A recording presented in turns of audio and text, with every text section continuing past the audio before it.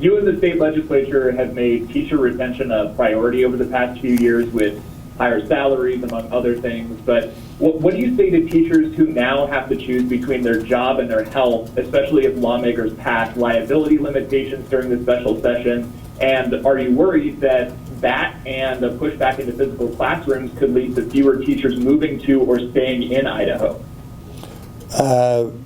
Yes, I am nervous about it. But we want to retain teachers. I would tell you that anecdotally, when I talk to other governors, there are not going to be big pay increases in any of the states around us. We continue to try and change the differentiation between teacher pay in Idaho and teacher pay in particularly our surrounding states, but the risk is everywhere. If it's just like anything in life, if it is stressful and you're on the verge of retirement, you may retire early. Matter of fact, I just ran into one of the administrators over at the superintendent's, who's a very, very dear friend of mine, has been all her life, and she said, I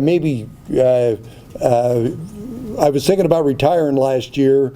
I didn't. I'll make it through this, but it's going to be tough. But it's tough for everybody. It's tough for people in the media, I've even heard, to work in the time of a pandemic. It's tough for governors. It's tough for a lot of people. But for me, the critical issue is the balance between what do we do about these kids in the gap that are going to get further behind versus the safety issue. It's not a one-to-one issue, and that's why we're doing all this work we can to keep people safe. If you're immune compromised, if you've got health issues, that's a whole different issue.